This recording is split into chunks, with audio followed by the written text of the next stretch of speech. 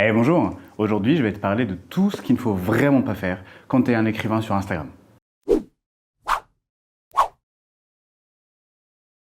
Salut, c'est Simo, bienvenue sur ma chaîne de conseils d'écriture et de plein d'autres trucs très cool. Si jamais tu es nouveau sur la chaîne et que tu n'es pas abonné, n'hésite pas à le faire. Clique sur l'abonné, clique sur la cloche, comme ça tu es sûr de ne pas manquer les prochaines vidéos. J'ai déjà créé plusieurs vidéos dans lesquelles je te prépare et je te présente plusieurs outils qui facilitent ta présence sur les réseaux sociaux, notamment sur Instagram. Donc je t'ai présenté une vidéo dans laquelle je te parlais des 12 choses qu'il fallait faire pour espérer pouvoir faire grandir ton compte auteur. Et aujourd'hui, je vais te donner les 7 choses à ne vraiment pas faire parce que c'est des trucs qui énervent vraiment les gens et qui les saoulent et qui font que potentiellement, ils vont avoir une mauvaise image de toi, de ton produit et qui à terme vont faire en fait qu'ils n'achètent pas ton bouquin. Et toi, tu veux qu'ils achètent ton bouquin. Alors c'est vraiment l'inverse de ce que tu veux. Instagram, c'est vraiment un outil très puissant et la communauté d'AuteurTube et de BookTube est vraiment très présente, active. Et en fait, c'est vraiment très dommage de se mettre une partie de cette communauté ado.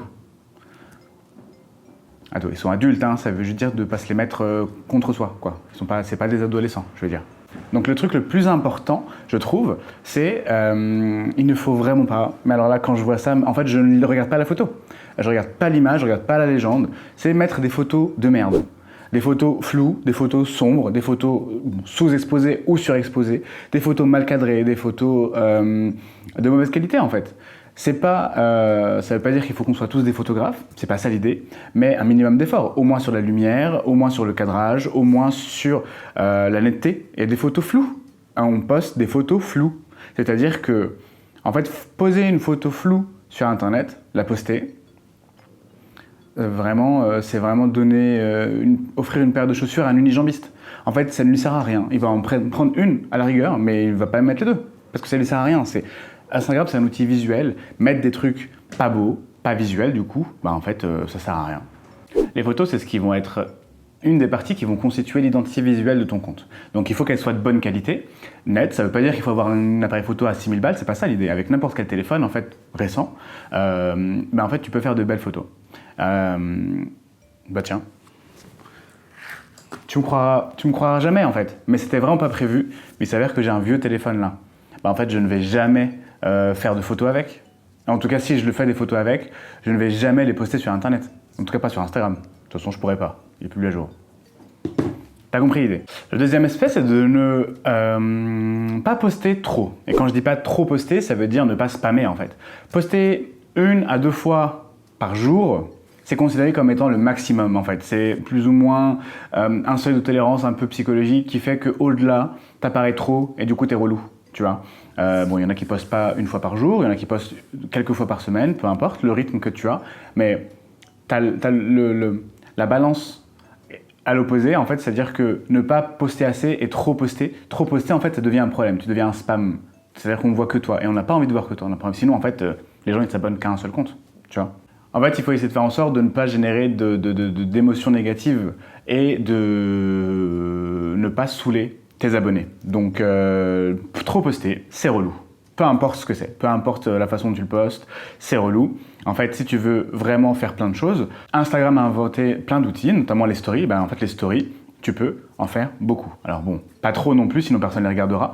Mais tu peux, en fait, si tu fais un post par jour, tu fais quelques stories, en fait, c'est bon, tu as été très présent sur le réseau, en fait. Tu as communiqué plein d'informations.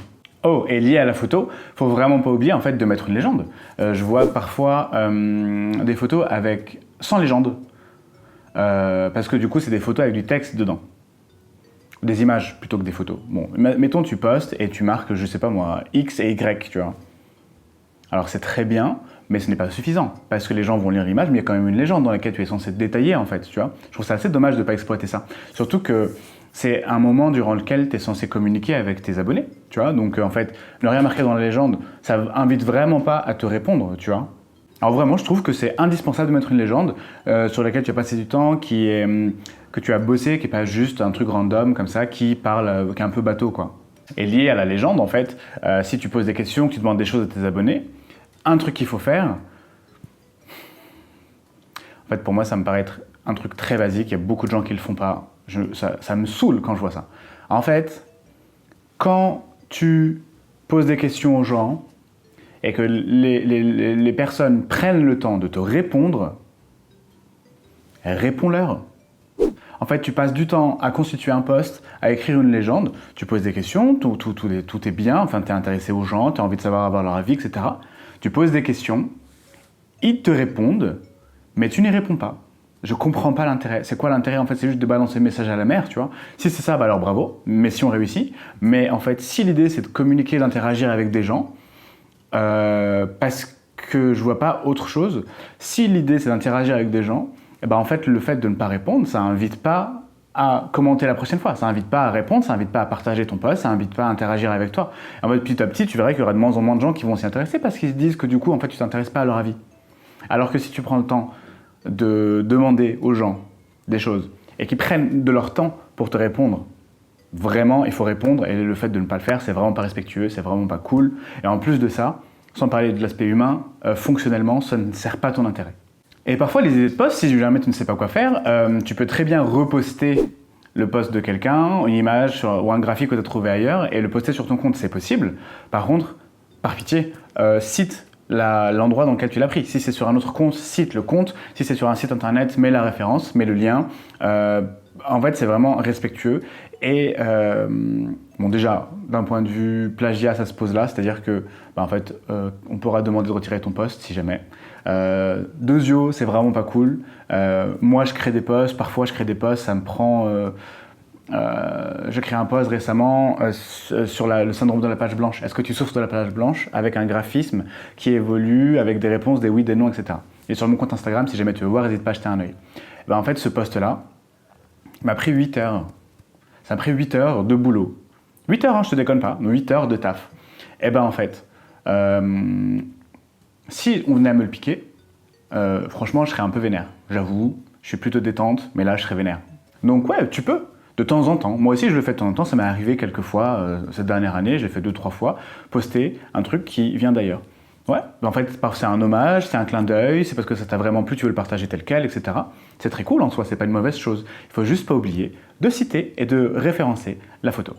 Et pour revenir sur ta légende, un élément qu'il faut faire, non, qu'il ne faut vraiment pas faire, c'est mettre un lien dessus. Parce qu'en fait, sur Instagram, c'est un réseau qui est constitué de sorte, et il est pensé de sorte que tu puisses y passer le plus de temps possible. C'est-à-dire qu'ils ont conçu cette machine qui fonctionne très bien, mais pour que tu restes dedans. Donc en fait, on ne peut mettre des liens cliquables sur Instagram qu'un seul endroit, dans la bio. C'est le seul endroit sur lequel tu puisses mettre un lien cliquable. Donc ailleurs, ce n'est pas possible, c'est pas pour rien, c'est pour que tu restes sur le réseau. Donc c'est pensé tel quel. Ça marche plutôt bien, ils sont malins les mecs. Hein. Et ben en fait, mettre un lien cliquable dans ta vidéo, donc tu vas voir l'adresse, mais c'est pas un truc propre, c'est pas www.instagram.com, c'est des bordels, des slash, des pourcents, un symbole, un machin, un machin, machin. En fait, c'est disgracieux, ça sert à rien, et en plus de ça, ça pollue ta légende. Et quatertio, 4, en fait, ça ne sert à rien, parce qu'on ne peut pas le copier, on ne peut pas le coller, et les gens ne vont pas le recopier manuellement. Donc en fait, mettre un lien dans ta légende, c'est vraiment...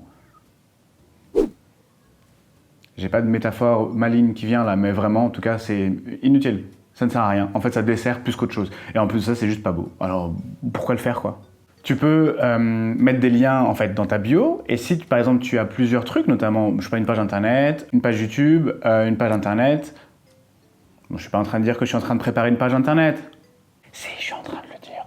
Mais si tu as plusieurs liens, et ben en fait, tu peux passer par un site qui s'appelle Linktree, je te mettrai le lien dans la description, qui te permet en fait, Linktree, c'est-à-dire que c'est une arborescence de liens. Donc en fait, tu rentres sur le site Linktree, c'est le lien que tu vas mettre dans ta bio, et tu vas avoir plusieurs suggestions. Donc tu peux avoir ta page YouTube, ton compte internet, ton compte Instagram, ton compte, non pas Instagram du coup, Twitter, un blog, ce que tu veux. Donc il faut bien les choisir, en fait c'est très utile. Et les gens vont cliquer dessus, et ça te permet du coup d'avoir un truc très propre. Et par rapport au lien, si jamais tu as un site internet, ça m'amène à un nouveau point, c'est le fait de, s'il te plaît, ne pas faire que vendre ton livre, s'il te plaît. En fait, c'est contre-productif au possible, c'est-à-dire que c'est pas en martelant la gueule des gens avec tes promos sur Amazon, avec ton nouveau truc, ton nouveau brochet, ton nouvel e-book, tous les jours, en fait, ça marche pas. On va pas l'acheter, ça va faire l'effet inverse. Il y aura un sentiment de répulsion en fait. C'est genre, waouh, il y a le bouquin de machin qui est sorti, le bouquin de machine qui est sorti, première impression. Et petit à petit, comme ça, putain, il m'emmerde avec son bouquin. Il dit putain. En fait, c'est contre-productif. C'est-à-dire que si tu ne fais que exclusivement proposer ton bouquin à la vente, sous toutes les formes, les promos, les machins que tu veux, ben en fait, on va pas l'acheter. Enfin, stratégiquement et commercialement, ce n'est pas possible que ça génère de l'achat. Ça va générer de l'énervement et de la frustration contre toi. C'est tout ce que ça va générer. Ça ne va pas générer de l'achat. Vraiment, il faut lâcher l'affaire avec cette histoire. Il ne faut pas trop et exclusivement vendre. C'est-à-dire que, en toute honnêteté, bien sûr qu'on est sur Instagram, en tant qu'écrivain, pour créer une communauté, on est intéressé par plein de choses, mais il s'avère, en toute honnêteté, sans être hypocrite, qu'on a un produit à vendre, notre bouquin. D'accord. Ça, je pense que pas beaucoup de monde est dupe par rapport à ça. Ok. Sauf que du coup, il y a tout un délire en fait. Tu n'achètes pas juste un livre, tu achètes une image de marque, tu achètes en fait de l'émotion, tu vois. Si tu lis les légendes du mec ou de la meuf que tu suis, si tu lis ses posts, si tu écoutes ses stories, si tu lis les textes qu'elle met dans ses photos, etc. En fait, tu es déjà familier de son univers et c'est possible que du coup tu sois intéressé par ce qu'elle va écrire. Comme un genre de pote en fait. Alors que si tu communiques pas et que tu postules, tu deviens un catalogue d'achat. Et les catalogues d'achat, moi je t'avoue, quand je ouvre la boîte aux lettres, je vois ça, je les jette à la poubelle. Et je pense pas être le seul à faire ça. Voilà, donc ça on fait 7 en fait. Et c'est vraiment pas compliqué, c'est du bon sens. En fait, je n'invente pas l'eau chaude, je n'invente pas la roue. C'est juste que c'est du bon sens et parfois ça fait pas mal de le rappeler. Et en gros, si je devais résumer l'idée de tout ça, c'est le fait de respecter les abonnés que tu as, tu vois, en leur proposant du service et des contenus de qualité, des belles photos, de textes réfléchis, intéressants, qui apportent de la value, qui apportent de la valeur, je suis anglais d'un coup, qui leur apportent de la valeur, une plus-value, de l'intérêt, qui leur apprennent des choses, etc. Mais en fait, ça, et répondre si jamais ils te posent des questions, si jamais ils te demandent des choses. Bon, bah écoute, ça, c'est super intéressant, c'est comme ça, c'est pour ça qu'on veut suivre des comptes. C'est parce que du coup, on aime bien l'univers, on aime bien la personne, on aime bien ce qu'elle propose, ce dont elle parle, la façon dont elle en parle. C'est pour ça qu'on suit un compte, c'est pas pour suivre un catalogue. J'espère que ça va t'aider, que ça va te plaire. N'hésite pas à me le dire dans les commentaires. Si tu veux jeter un œil sur mon compte Instagram pour voir encore plus de commentaires et de questions et de solutions que j'apporte avec des petites astuces pour améliorer l'écriture et tout ce qu'il y a autour. N'hésite pas à jeter un œil, je te mettrai le lien dans la description. En attendant, moi je te souhaite une bonne journée, bon week-end et à vendredi prochain. Salut!